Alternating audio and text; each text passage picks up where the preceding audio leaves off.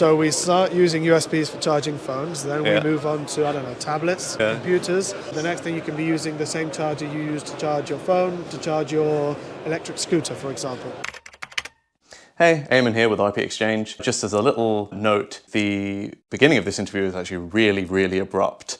And that's because if you can imagine the previous interview we did with Monolithic Power Systems, it was actually just right next to it. So we kind of segued straight to the next one. That one was about their totem pole controller IC. But this one's about something that's probably more generally applicable, especially now that even Apple have crumbled.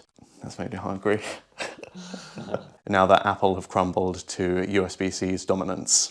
So we're now at a different part of the stand. This is for a USB PD. What's going on here? So this is the USB power delivery. So it's the new specifications for USB. So Okay. USB has been traditionally known as a way of distributing data from one system to another in a homogeneous way, so all devices can communicate with all devices, right? Instead of having different communication plugs and specifications. So PD also aims to unify the way we power the devices, right? Okay. Through USB cables. So instead of every company having their own charging port, Lightning we can all share chargers. Now Cool. with I think the Apple has been forced to use USB-C also in Yeah. Europe, so that's also promoting in that sense we can all share chargers. Cool. So this is our. So USB has always been used for charging, right? Yeah, so yeah. what's new with PD is they've elevated the power levels. So now we're not only charging smartphones, we're also charging computers now using USB-C, and we want to go even to higher power levels. Okay. Right? So what's called the standard power range has now been moved up to 100 watts. On USB? Wow. Yeah, and the Okay. extended power range, which is what EPR stands for, that's up to 240 watts. So we can now deliver, current is limited to 5 amps because we don't want to have massive cables, right? So what goes up is the voltage. Okay. So first of all, so for 240 watts, that would be 48 volts, 5 amps. So that's significant voltage, and that's what we're showing. Thank you. That's what we're showing here is an AC/DC charger. So basically, you have our HR1211 PFC plus LLC combo controller. So we unify both the PFC stage and the DC/DC conversion stage after the diode rectifier here. Okay. And that is in one single IC.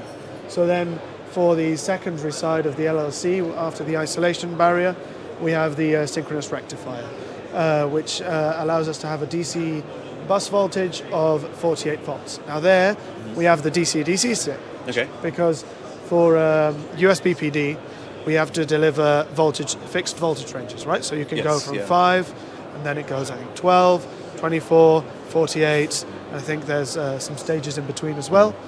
And there you can select the current where you want to be in order to deliver the power that you need to deliver, right? So this is done by the DC-DC stage. Okay. So we can convert the 48 volts down to 5 or to 12 or whatever we need. But USB PD, of course, if you're delivering 240 watts, you can't be doing that, willy-nilly. So you need to have something controlling how we deliver the USB PD and following the specifications. So the source will contact the sink and they have a negotiation. So the charger will say, okay, I can deliver so many watts. And the source, your mobile phone, for example, will say, okay, I can only handle, so many. But your computer will say, I can handle more. So they can negotiate the power level. Oh, so it's kind of, correct me if I'm wrong, because you're using a USB-C, it can tell the charger what it needs. Exactly. That's Cool. why you need the special cables with Yeah. communication on both ends. Yes. And this cool. for the PD standard is also really interesting because you can charge your phone off your computer. Yes. But with the PD, they want it to make it bi-directional. So it means Okay. you can charge your AirPods with your phone, or your phone with your computer, or your computer with your phone.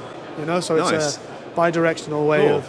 of charging, and that's done through the USB PD controller. Excellent. So in terms of what we're seeing here, Okay, so that's a 240 watt. Yes, and that one this is for AC/DC. So when Okay. we're delivering 240 watts, we're looking at stuff coming from the grid, right? Okay, yeah. And then here, the smaller guy is the 4242. Okay. So this is automotive grade as well. So it's another one of the solutions that we can find in vehicles. And what it is, so some of these applications for USB PD are also going to be coming from batteries, right? We're talking about portable chargers, stuff like that. So we're taking voltage from a battery, which can be, I don't know, anywhere between 4 and 16 volts.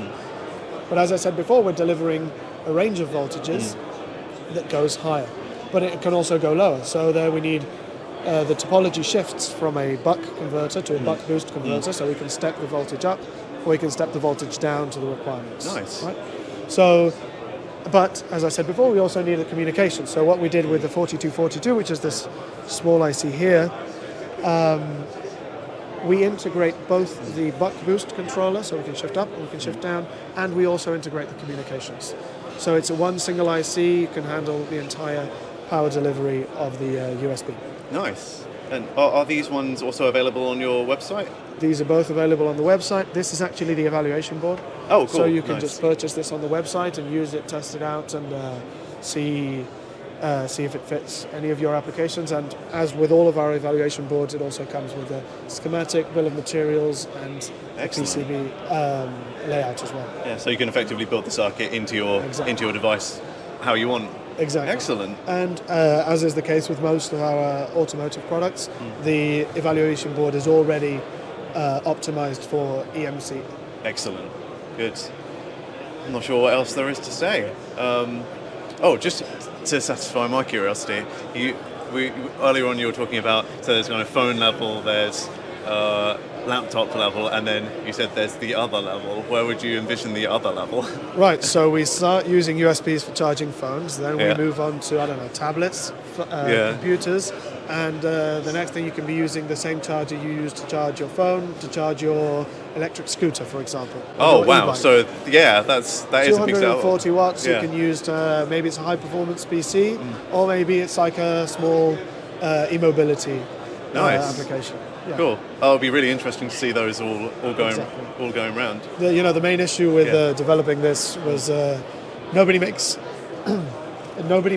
USB cables for 240 watts. Yeah. Because the applications aren't there yet. So this is all cutting edge. So you can buy these intelligent cables for up to 100 watts.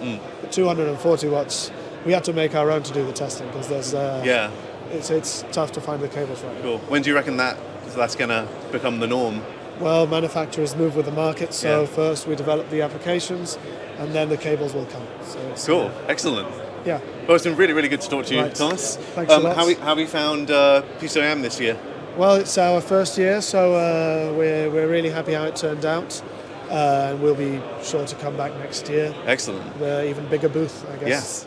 So, obviously, this interview is part of our expedited coverage of PCIM, though I do think it's an extremely interesting component and very, very relevant. I'm sure you might have seen that we recently posted about Halo Microelectronics Protector IC for USB-C. So maybe at some point we'll have to compare all of the USB-C solutions we've done before on IP Exchange. Yeah, if that looks like something that's relevant to your design, which if it's small and soon if it's large, it probably will be, head to the IP Exchange website where you can learn a bit more and apply to evaluate the technology.